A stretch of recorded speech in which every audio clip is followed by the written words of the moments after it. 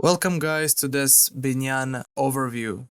So in this section I'm going to start explaining the Binyan system in Hebrew, the system that is responsible for conjugation of verbs in Hebrew.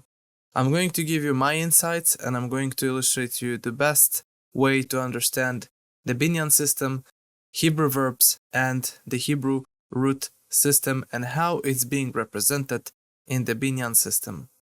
What's more important is you won't skip this lecture because this lecture is essential for you to understand the Hebrew verb system. In Hebrew, we have different verbs with same roots applied into them that give us different intensities. It can be an active form of a verb, it can be a passive form of a verb, it can be an action performed on something or someone, and also it can be a reflexive verb. So nevertheless, let's get started and let's start talking about the Binyan system in Hebrew. Those will be my insights, but I suggest that you will pay close attention to everything I say in this lecture. What is Binyan?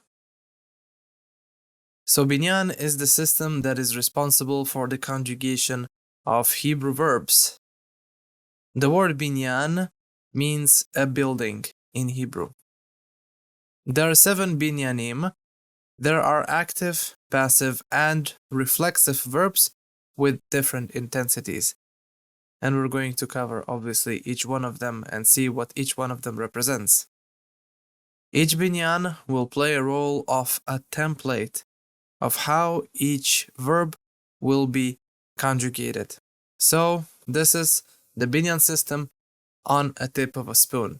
So let's actually start learning what are the Binyanim and what each one of them represents. The Binyanim. So the Binyanim are paal, piel, hifil, hitpael, ufal, paal, nifal. So those are the names of the 7 Binyanim. Those are the 7 Binyanims.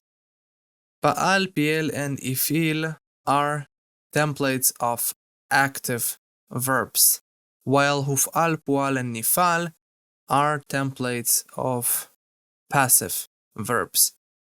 Templates and binyanim essentially is the same thing because the word binyan in Hebrew means a building or a template. And hitpael will be either a transition, either a reflexive action, either a mutual action.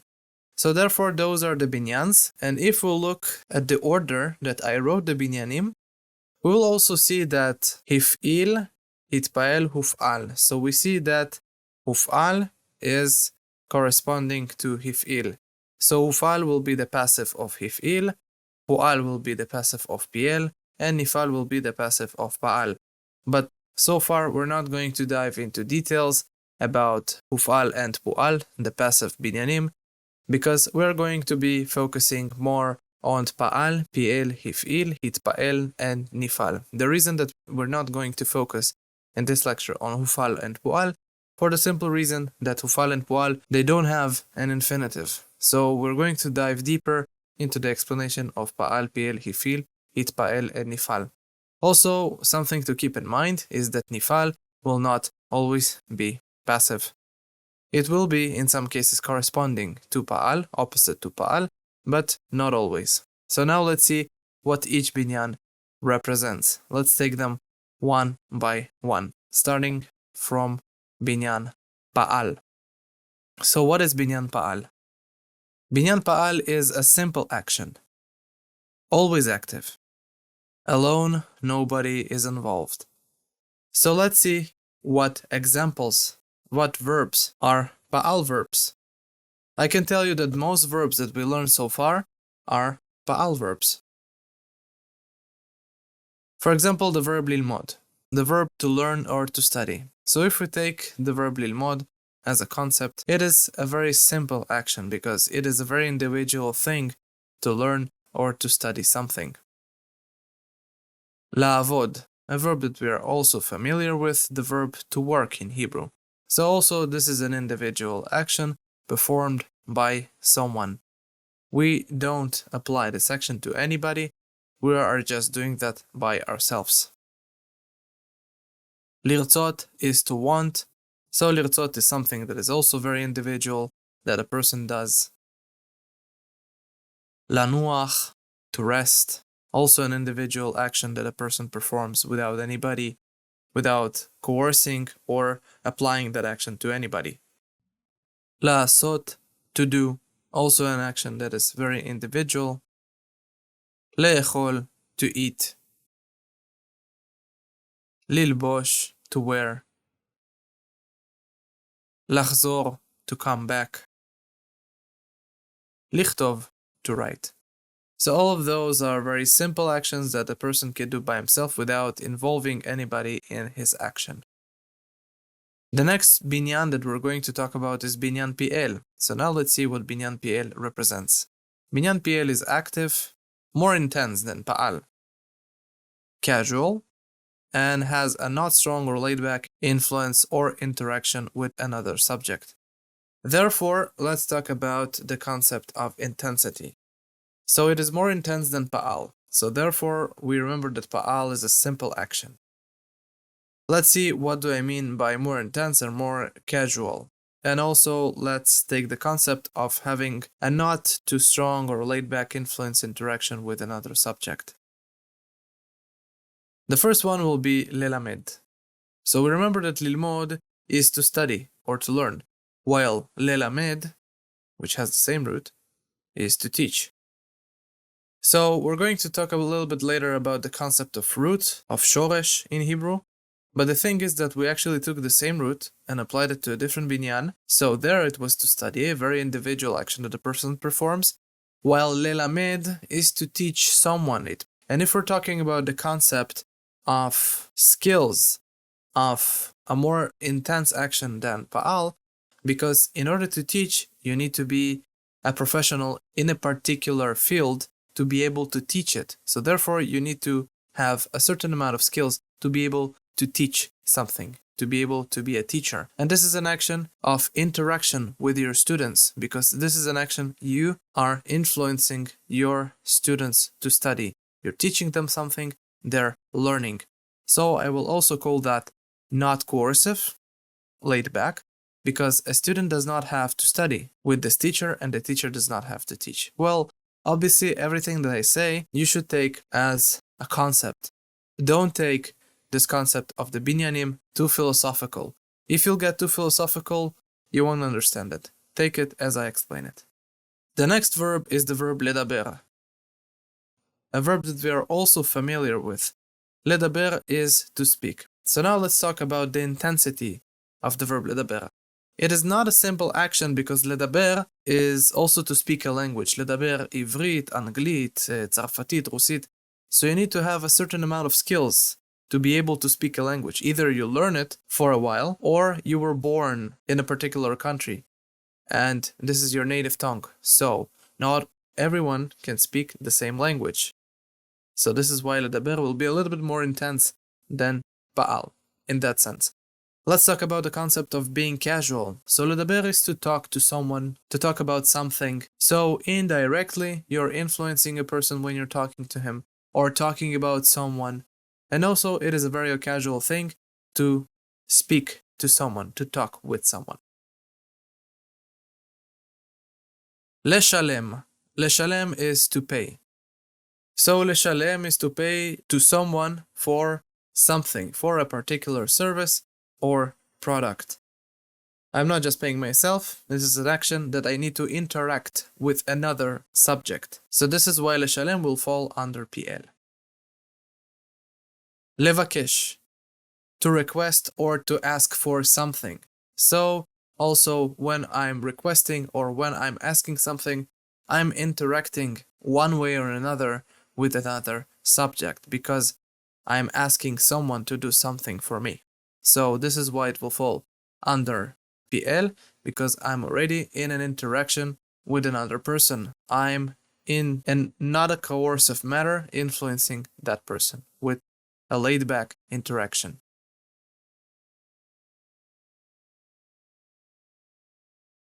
lekabel. Lekabel is to receive. So when I'm asking something or for something, I'm receiving from someone something. Also, a concept of interaction, a non-coercive interaction with someone.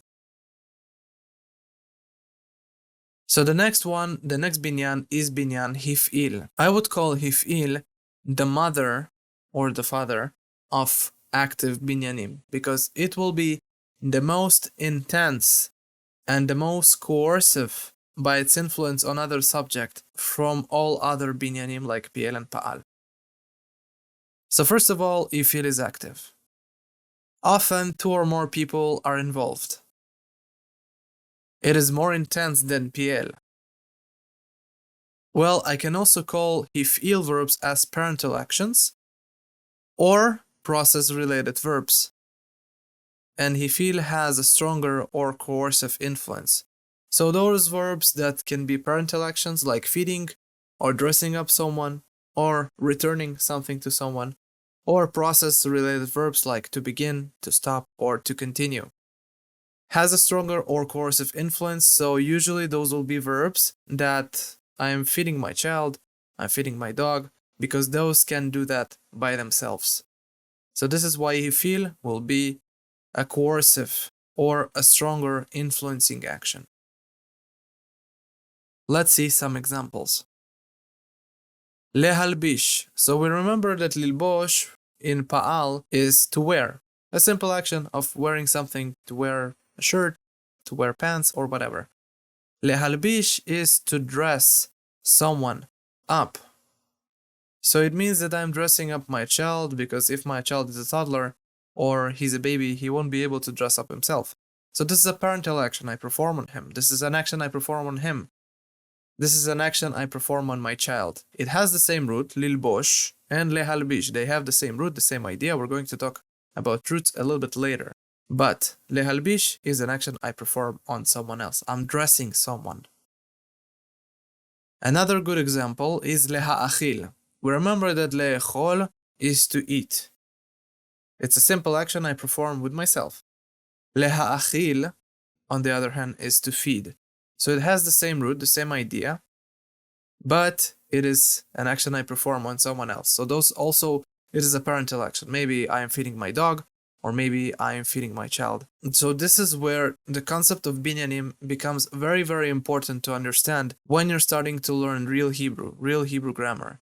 Because without it, if a person will say, Ani ma'achil et hakelef sheli, it means that he's feeding his dog. And this is very important because if you want to understand, you'll hear the same root, aleph chaf lamed, that gives you the idea of eating, and you'll think the man is eating his dog. Well, this is why we have binyanim, because the person is saying, I'm feeding my dog. Another example is leachzir. So we remember that lachzor is to come back. So I went somewhere, I came back, a simple action. Leachzir is a more coercive action because it is to return someone or something. It can also be as simple as returning a book to the library, but it is still an action I perform on another object. I'm returning the book to the library.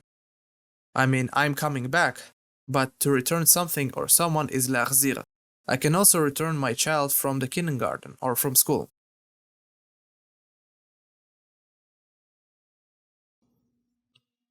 Another example is leachtiv. So remember that lichtov is to write, when leachtiv is to dictate. So, for example, a good example will be hatalmid kotev, hamore machtiv. The student is writing, the teacher is dictating. So this is an action that the teacher does when he's dictating his students what to write. So this is a coercive action that he performs on his students. And also it can be to dictate rules, leachtiv chukim.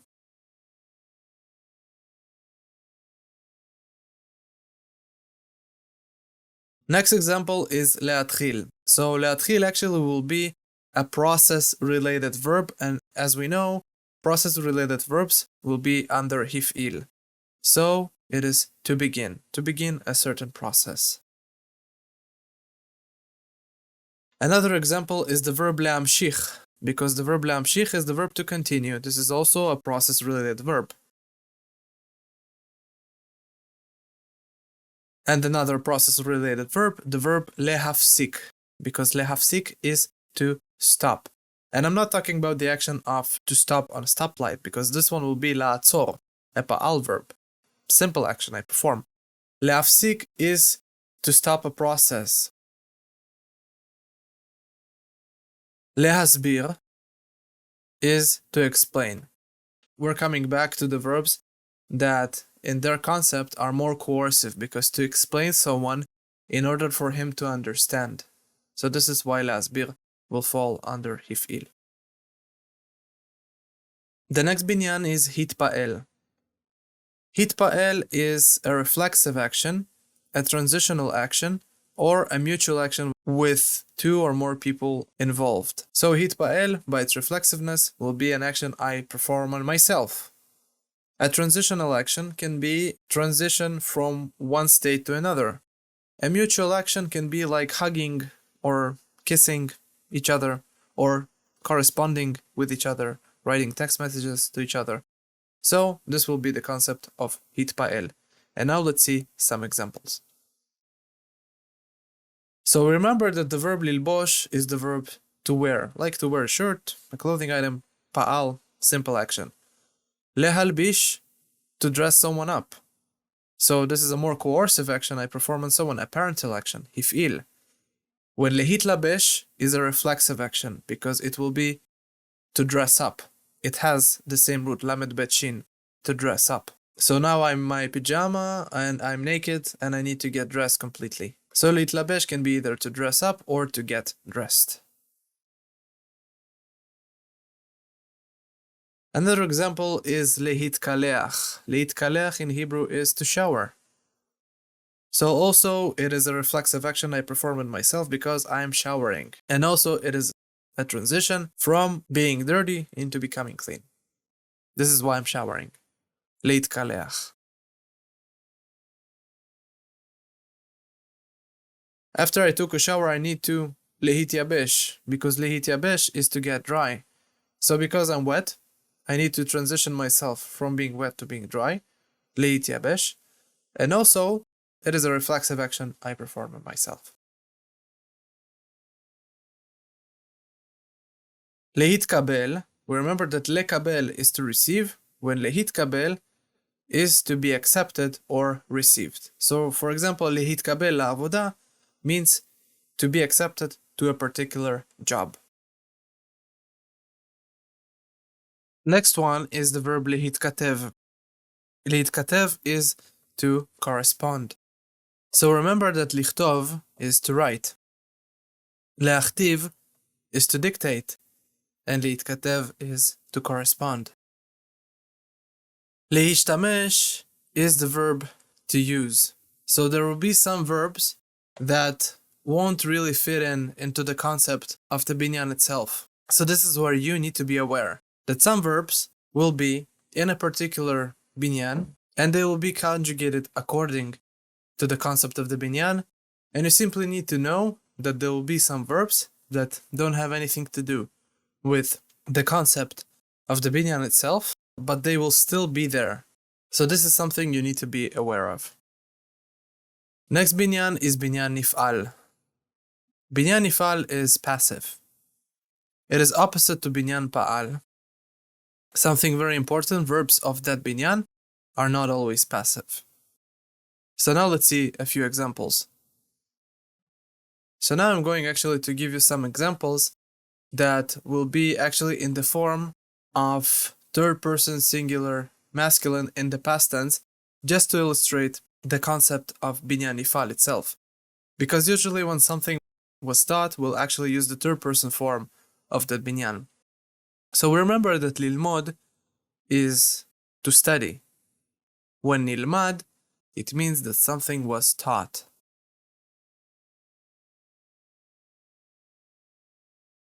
La'asot is to do, but when we're saying something that is na'asa, it means that something was done.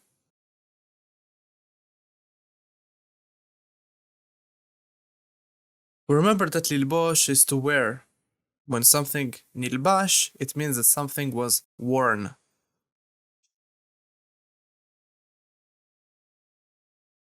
Remember that lichtov is to write, but when we're using nichtav, it means that something was written.